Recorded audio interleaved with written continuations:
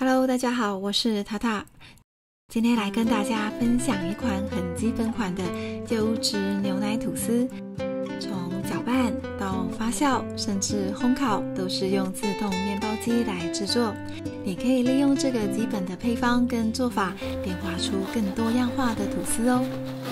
准备的材料大致上有这些。我今天示范的优质牛奶吐司是没有加鸡蛋的配方。奶油的部分你可以先切成方块，然后冷冻起来，要用的时候就很方便了。我今天使用的是3温糖，这种糖是烘焙专用的糖，你也可以使用任何喜欢的糖。盐巴的种类很多，海盐的味道会比较好。酵母我使用的是速发酵母，今天我使用的量比较少一点，发酵的时间也会延长一些。再来就是面粉的部分，我今天用250克的高筋面粉搭配50克的低筋面粉，这样口感上会比较柔软一点。牛奶的部分我建议使用之前再从冰箱取出来，这样温度会比较低温。你也可以事前先放冷冻30分钟，让温度再低一点。记得放所有的材料之前，一定要先把这个搅拌叶片先安装妥当。安装的方向像这样，安置妥当之后就可以放入材料了。这个如果忘记放，面包机就不会搅拌咯。先把磅秤归零，这样呢会比较方便称重。如果是夏天的话，你也可以把这个内锅先放冷冻30分钟，让内锅的温度呈现低温。接着我们再把冰块轻轻的放进来，注意一下，因为内锅是不沾涂料，这个冰块建议不要有尖锐的角哦。现在把冷冻过的冰牛奶取出来，搅打面团最重要的就是温度的掌控，所以尽量让这些材料保持低温，才不会让面团的温度过高哦。液体的部分放进来之后，就可以把面粉放进来了。如果你的面粉没有先称重过，可以把磅秤先归零，这样会比较方便测量重量。摆放面粉的重点呢，就是把面粉堆得高高的，像一座富士山一样，这样呢，机器在搅拌的过程中会搅拌得比较好。接着把低筋面粉也放进来，摆放完之后就像这个样子，然后磅秤再归零，把盐巴跟糖也放进来。你可以找一个角落把盐巴放进来，然后再找另外一个角落把糖也放进来。现在酵母也找另外一个角落放进来，不要去触碰到糖跟盐巴，这个目的是为了不让酵母太快作用，但是像我马上就要搅拌了，是没有太大影响的。求方便的话呢，冷冻奶油一起放进来是可以的，不过如果你想要面团打得比较好，可以等等再放。材料都放好了之后，现在才是把内锅放到主机里。现在设定机器的行程，我要使用手动搅拌加发酵。选择好了之后呢，按下启动键，机器会开始运转。一开始面团是松散的，接着面团就会开始成团。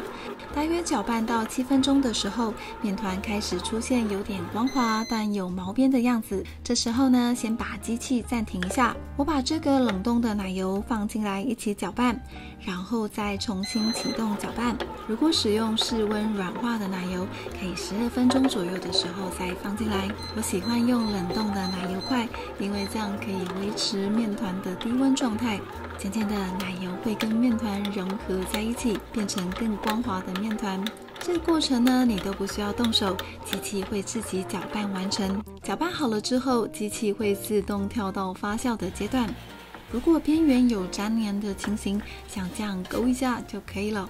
面团打好了之后，你可以用手确认一下面团的温度。这时候呢，面团摸起来是冰冰凉凉的，那就表示你的面团打得很成功。这也表示着你的面包成功的几率非常高。这时候呢，盖上盖子，让面团进行发酵。发酵1个小时之后，来看一下面团的状况。如果发酵的状况没有变成原来的2倍大小，那就继续的再发酵。为了防止按错，先把内锅取出来，然后我们再把机器设定到发酵功能，时间设定20分钟左右，然后按下启动键。现在呢，把内锅小心的放到主机里面，然后再按下启动键，这样才算启动哦。面板上呢，你会看到发酵的字样在闪烁，那就表示正在运转。看到时间有倒数，那就没问题了。我们再来看一下发酵的状况。现在发酵的状况比刚刚还要好，整个都胀得更大了。像这样就可以把面团倒扣出来整形咯。倒出来之前，先用磅秤称一下重量，这样我们等一下会比较好计算面团的重量。面团要在倒扣之前呢，请记得在台面上抹上一点油，手上也是，这样等一下手碰到面团的时候才不会觉得粘手。这时候内锅倒扣过来，面团会自己掉下来。内锅里面有一小块面团，就可以把它取下来放到煮面团里面，用手轻轻地拍打面团，帮面团排气，力道也不要太大，破坏到面团的组织哦。现在把面团的两边往内折，另外一边也是一样往中间折，然后像这样把底部翻过来，让光滑面朝上，双手往自己的方向推挤，然后面团再转个方向，一样往自己的方向推挤，排掉大气泡，直到整形成圆形，像这样就可以了。这时候我们盖上一块拧干的湿布，让面团进行中间休息。休息的时间大概是20分钟。这时候呢，把内锅称一下重量，然后把刚刚的重量减掉这个重量，就是面团的重量了。现在内锅里面的叶片没有用了，可以先拿下来。这时候面团也休息好了。你可以看到面团比之前再胀大一些。现在呢，把面团切割成2等份。刚刚称过的重量大约是580克，所以每一份面团大概是290克。如果比较多一点，就切割一点给另一个面团；如果比较少一点，就补一点给它。现在光滑面朝上，用手指轻轻的排气。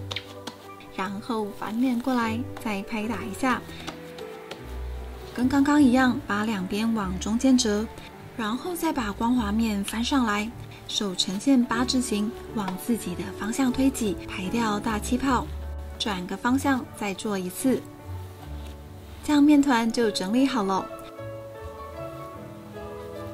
另一个面团也是一样的方式。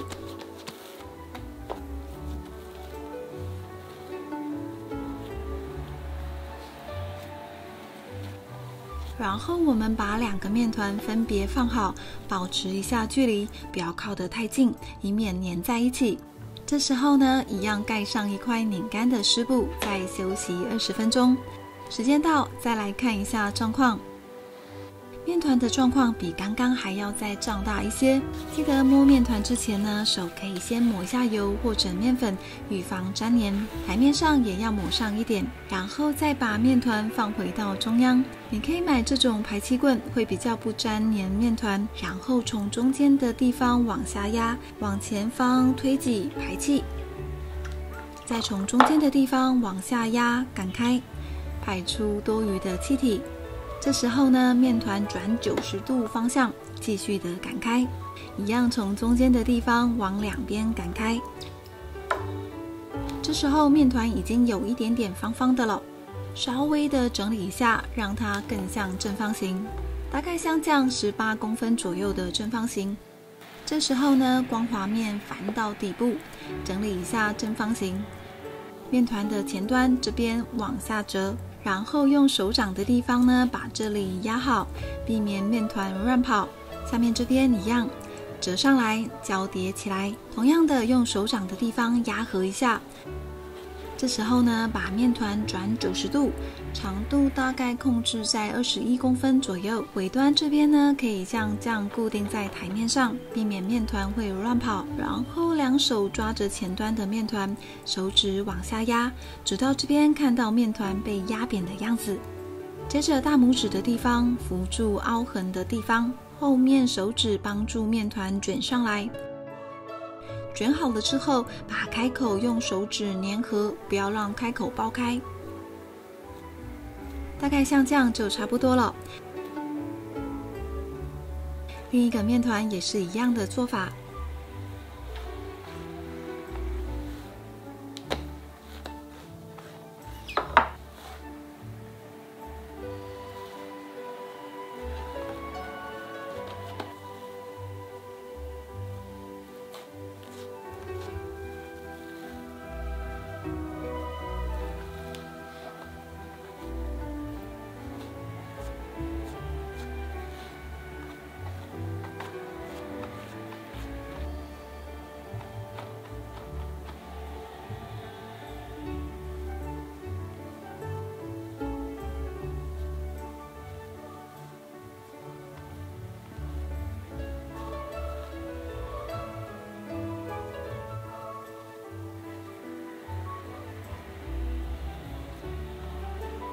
这时候卷的方向是这样，开口往左边，另外一卷的开口也是一样的，所以我要掉一个头，让2个面团的开口相反，像这样一正一反放就对了。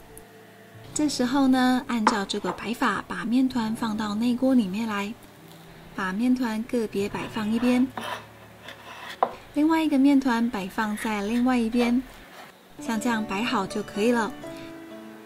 这时候我们让面团进行第2次发酵，同样选择单独发酵的行程，然后选择发酵时间为50分钟，按下确定。接着呢，把内锅放到煮机里面，盖上上盖，按下启动键，让机器运转。现在面团已经发酵好了，大概发酵到7、8分满左右就可以了。主机上设定一下功能，选择烘烤，烘烤的时间设定55分钟左右，然后记得按下确定键，再按一下就是启动。我们先让主机热一下，就像烤箱预热一样，大概预热7分钟左右。这时候呢，打1颗鸡蛋，把蛋打散，然后舀2匙的蛋液进来，加入等量的水，稀释蛋液，这样才不会太浓。趁这时候把蛋液刷在吐司上面，由下往上刷，轻轻的刷，不要太用力哦。然后转一个方向，再刷另外一个面团。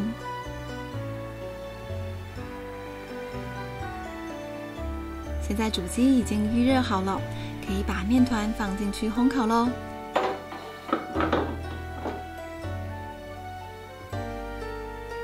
大概烘烤40到50分钟左右，看你自己喜欢烘烤的颜色深浅来决定。如果你觉得这个颜色太浅，那就再烤一下。记得内锅现在非常的烫，要戴手套拿出来哦。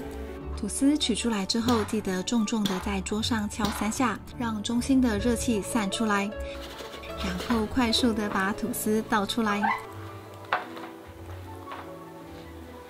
现在的吐司非常热，记得要放在网架上散热15分钟哦。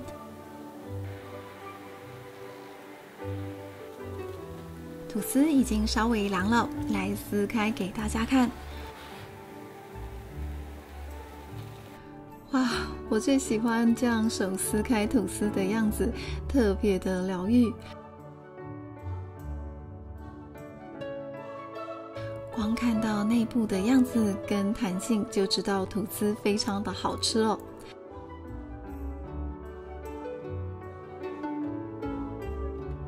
你也可以把这个配方改成全麦吐司，